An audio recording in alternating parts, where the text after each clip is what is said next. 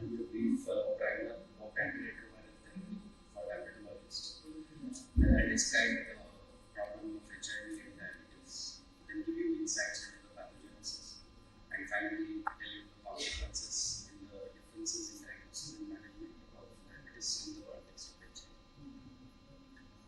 Why are we talking about antiretroviral therapy? Very clearly, data is now showing that with the scale up of antiretroviral therapy across the world since 2006, there has been a dramatic decline in AIDS-related mortality.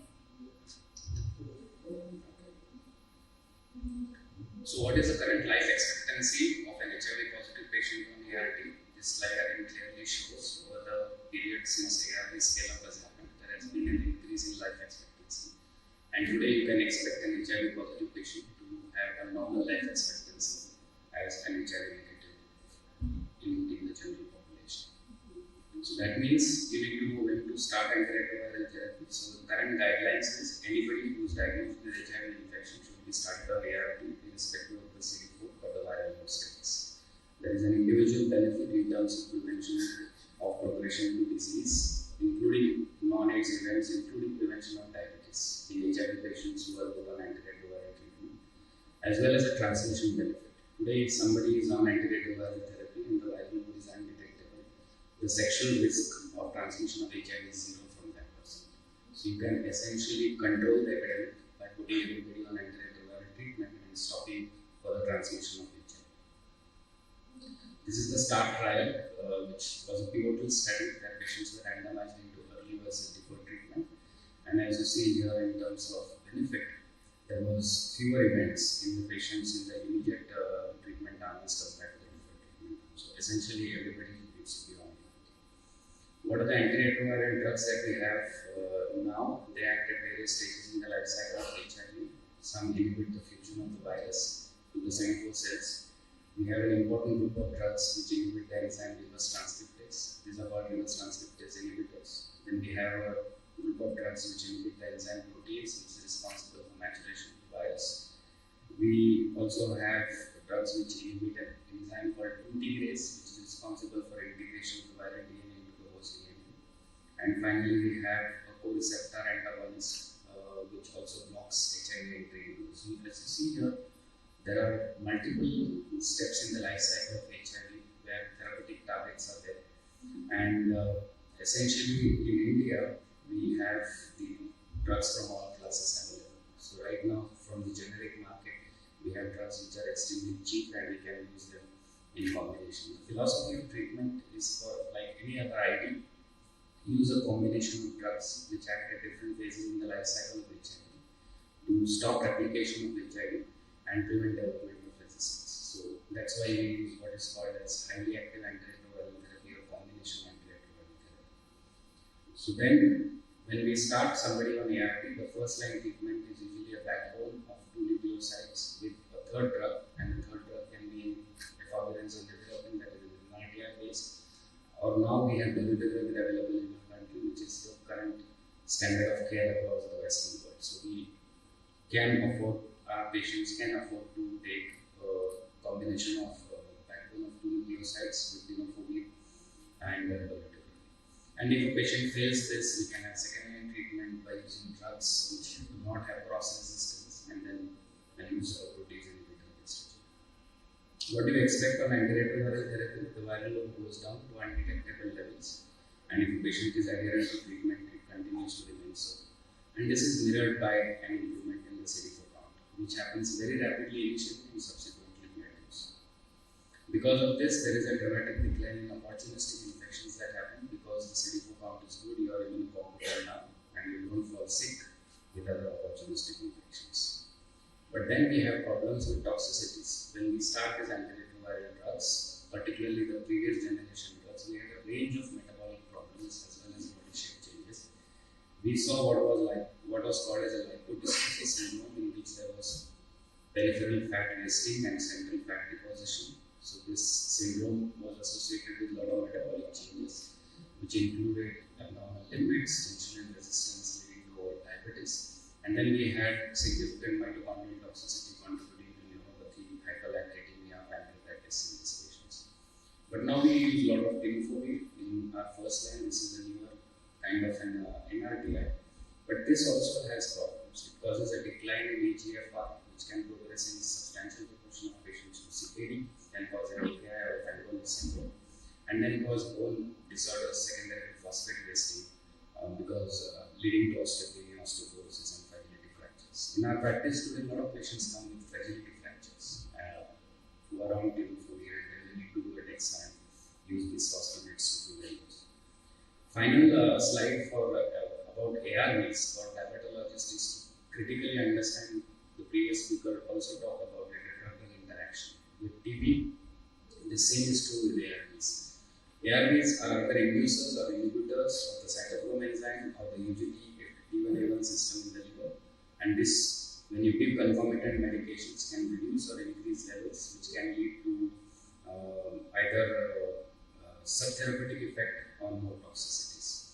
And concomitant medicines also are inducers and inhibitors of these enzymes, and this can also lead to reduce or increase levels of ARVs, leading to ARV toxicities or development of resistance. Now let us see what is this issue of diabetes in HIV. In our clinics today, we have patients coming to us with a very different profile of what when we started managing HIV with a lot of admissions and opportunistic infections. Now these are patients who are on antiretroviral treatment. They have good viral loads and they have high CD4 counts. They're aging. The median age of patient in my practice today is 46 years. So these guys have been put on treatment 15 years ago and they're doing well. And these are the guys who are aging with the disease. They have longer duration of HIV infection. They have longer exposure to and have been on a decade of exposure to antiretroviral medications. So then now we don't see them falling sick because of opportunistic infections, as I told you before. They develop what are called as non-communicable diseases. This include heart disease. The incidence of myocardial infarction is higher in HIV positive patients. They have a lot of cancers, and these are not the traditional non-Hodgkin's lymphoma. They have lung cancers and all of the other so-called nowadays defining cancers. They develop liver disease. Most significant contribution is co-infection with HPV and HCV. They have kidney disease mediated through drugs as well. They have bone disease, and finally they have neurocognitive problems as well. That doesn't really improve. These patients have slower cognition and have delayed behavioral abnormalities. So these are the kind of problems that we are seeing in our practice today, unlike the opportunistic infections which we used to see at the end. So that means in your patient population who is aging with HIV, there are a lot of comorbidities happening. So as you age, you develop more comorbidities. This can be diabetes, hypertension, heart disease, kidney disease, and this proportion increases as your age advances. And this is data from the Western population. So diabetes and HIV can be two groups. You have diabetes prior to the HIV diagnosis, or then you can have a DM diagnosis after HIV.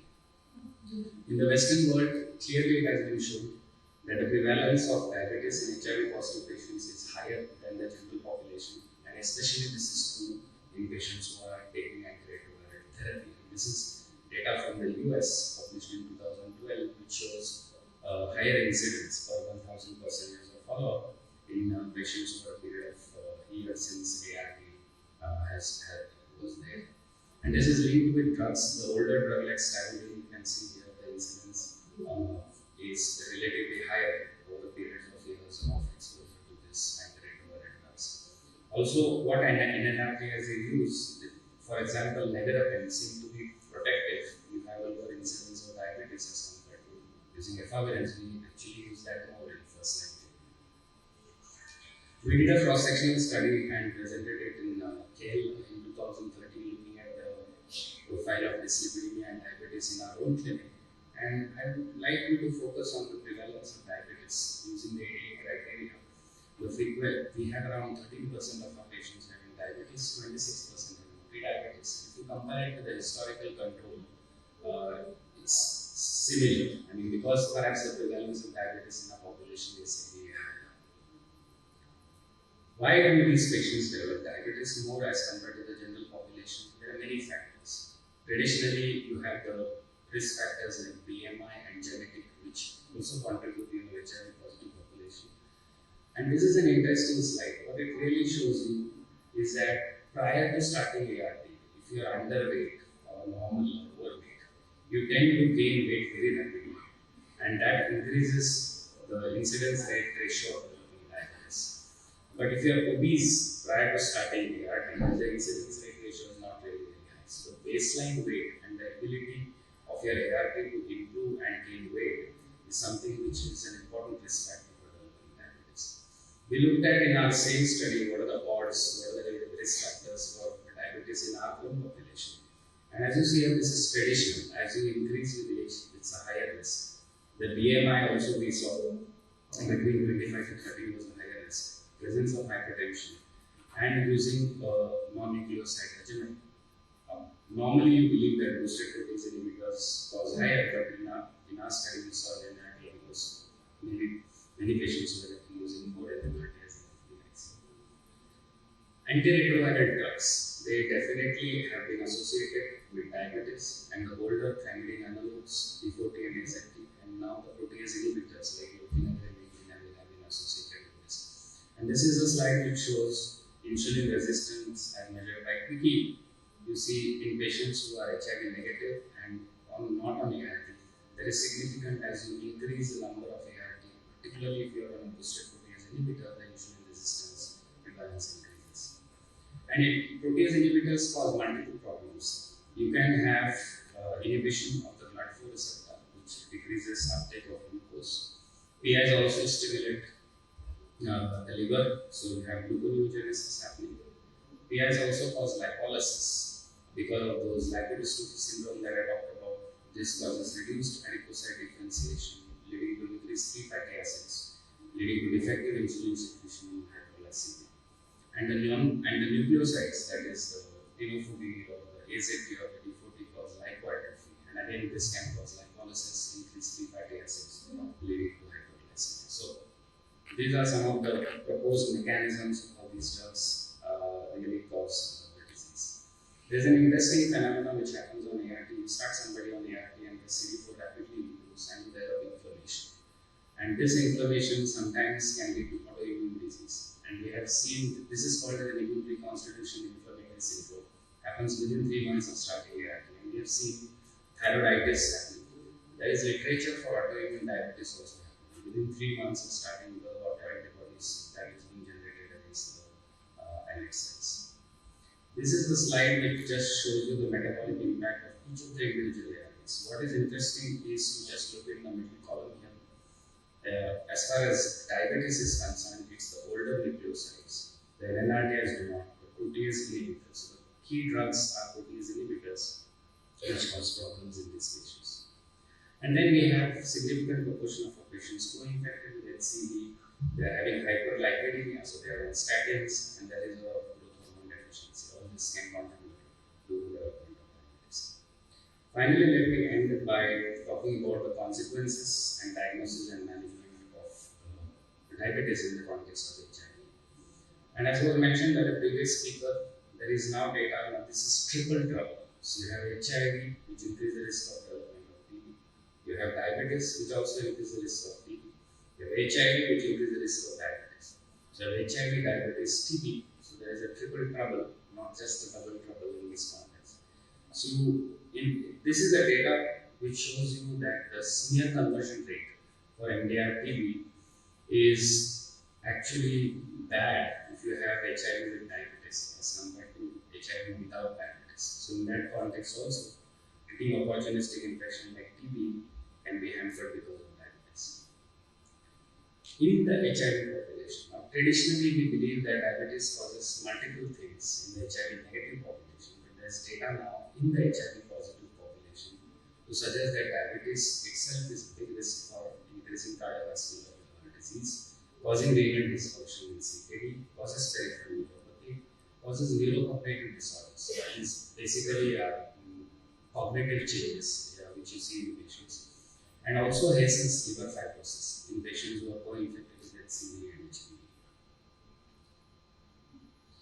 Now, diagnosis of diabetes in HIV, we usually screen them with fasting BSLs every 3 to 6 months on ART.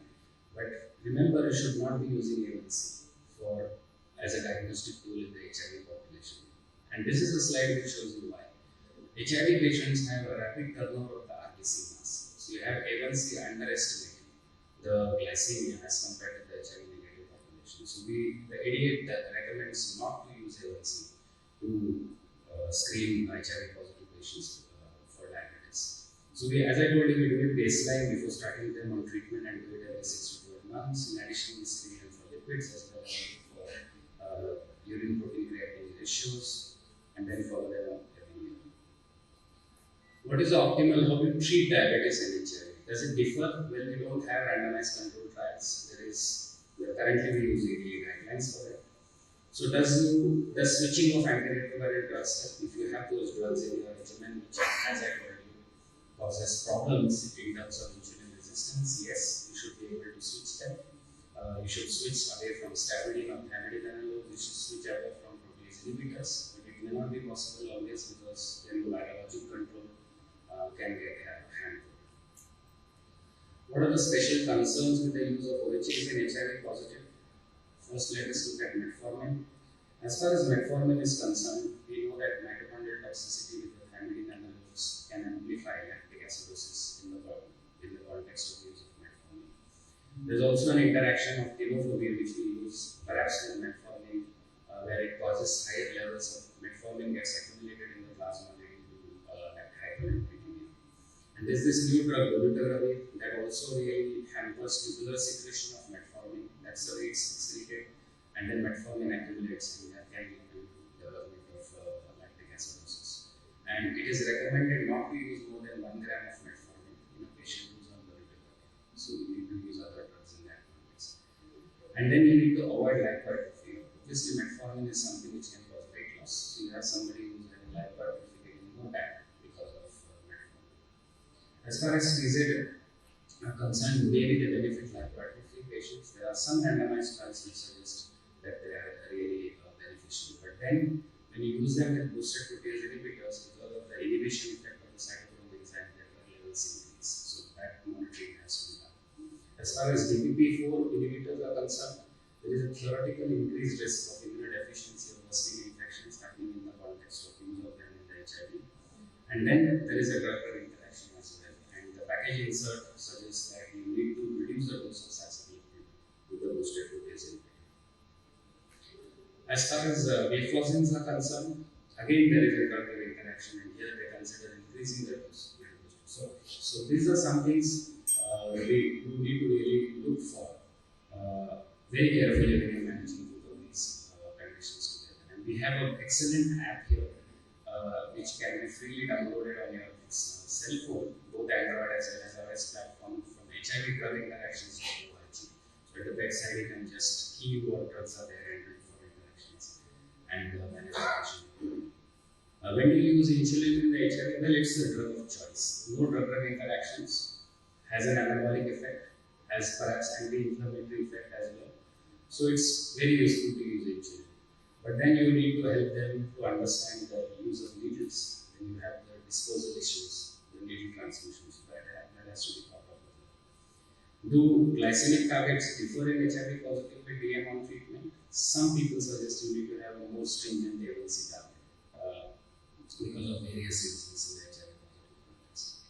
And then what other interventions are needed? Aspirin is something which is recommended for all HIV positive patients irrespective of age if they have diabetes. And this is because it reduces urinary thromboxane, which is a marker of platelet activation. And this slide very clearly shows you dramatic decline in platelet activation happening in patients who are HIV positive, nearing that which is HIV negative population. And then of course statins, but again statins have drug-drug interaction with the ARBs. The best statin to use is pitavastatin, which doesn't really go through the cytochrome enzyme, so you can use that. So let me finish by saying that diabetes is a major comorbidity that we are seeing in our aging HIV positive population. It has multifactorial etiology, but traditional risk factors still dominate, particularly genetic in India is predominantly contributing to the higher prevalence of diabetes in HIV. We need to understand that A1C underestimates glycemia in HIV positive patients. Understanding and checking for DDIs are key to optimal management. Drug-drug interactions have that rule in your cell phone. Further research obviously needed, specifically looking at how do we manage diabetes in the HIV positive population. And then we need to work together as well as diabetologists and IDEC or HIV guys. We need to really talk to each other in the management of these conditions. Finally, let me end by showing you a editorial statement written by a GP in the UK in the paper Spectator. He says, if today anybody asks me for a choice of disease that I would like to have, I would rather have HIV than diabetes. Thank you.